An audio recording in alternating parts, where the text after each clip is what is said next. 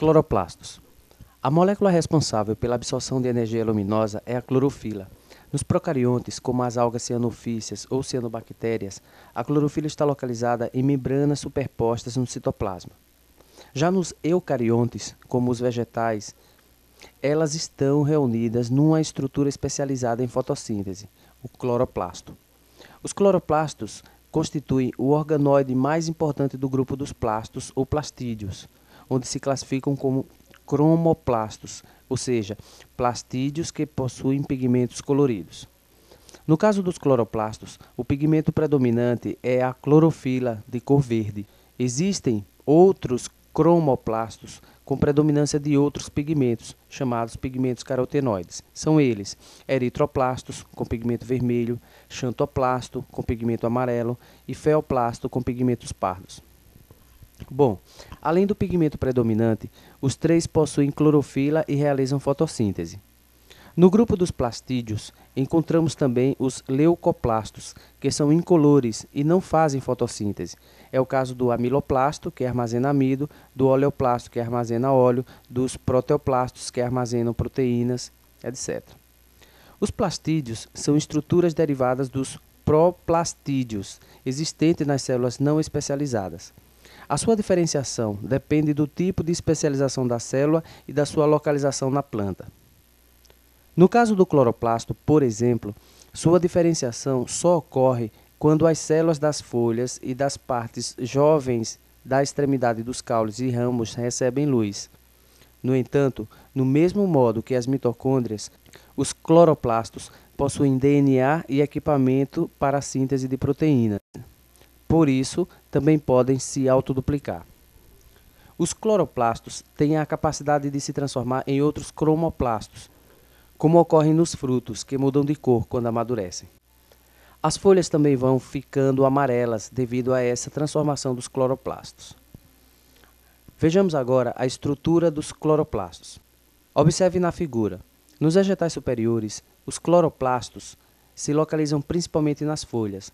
Eles podem ser facilmente observados através do microscópio comum, aparecendo sob forma de pequenos grãos verdes, cerca de 30 a 40 por células, e com tamanho médio entre 4 a 7 micrômetros. Ao microscópio eletrônico, podemos observar melhor a estrutura do cloroplasto. Trata-se de uma organela de membrana dupla, apresentando no interior uma série de vesículas achatadas, os tilacoides, interligados por membranas, as lamelas. Pequenos tilacoides empilhados vão constituir o grânum ou grânulo. A clorofila e seus acessórios estão situados na membrana dos tilacoides e nas lamelas.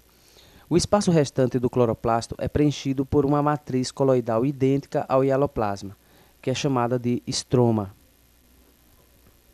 Então, só repassando, um cloroplasto ele apresenta dupla membrana. Internamente há uma série de vesículas achatadas, né, que a gente chama de tilacoides, e essas vesículas achatadas estão interligadas entre si através das membranas, que a gente chama de lamela. O conteúdo, né, internamente, essa organela é preenchida por uma matriz coloidal, que a gente chama de estroma. Bom, a origem dos cloroplastos.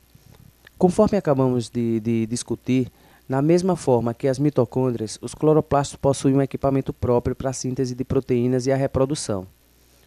DNA, RNA e ribossomos. A partir disso, né, levantou-se a hipótese de que os cloroplastos, do mesmo modo como as mitocôndrias, tenham origem de procariontes primitivos. No caso específico dos cloroplastos, seriam cianofícias, que no passado teriam invadido a estrutura celular vegetal. A clorofila e a absorção da luz. A molécula de clorofila possui uma cabeça formada por 4 cadeias de carbono nitrogenadas, fechadas em anel que rodeiam um átomo de magnésio. Presas a um dos anéis da cabeça existe uma cauda, formada por um álcool de cadeia longa chamado fitol. Pequenas variações nos radicais dos anéis formam os dois tipos de clorofila encontrados nas plantas superiores, a clorofila A e a clorofila B. A capacidade de uma substância absorver luz depende da estrutura química de suas moléculas. A clorofila, por exemplo, absorve bem as luzes vermelha, laranja, azul e violeta, mas reflete grande parte da luz verde, absorvendo-a em pequeníssimas quantidades. Bom, consequentemente, absorve dela pouca energia. A cor verde que vemos nas plantas é justamente o reflexo dessa luz verde que não é absorvida. Bom, para comprovar isso, em 1881, um botânico chamado T.W. Engelmann realizou um experimento interessantíssimo. Ele colocou um filamento de algas no meio que continha bactérias aeróbias e iluminou o conjunto com diversas cores que compõem a luz branca. Observando um maior acúmulo de bactérias nas regiões iluminadas pelo vermelho e pelo azul, então ele concluiu que nesses dois locais havia maior desprendimento de oxigênio e, consequentemente, mais fotossíntese. Esse resultado comprovou que essas duas cores são as mais absorvidas pelas moléculas de clorofila, enquanto a cor verde é pouco absorvida pela clorofila. Junto às moléculas de clorofila A e B existem proteínas, pigmentos carotenoides que ajudam a absorver outras faixas de luz, aumentando o espectro de absorção da clorofila, moléculas transportadoras de elétrons que irão ajudar a transformar a energia luminosa em energia química.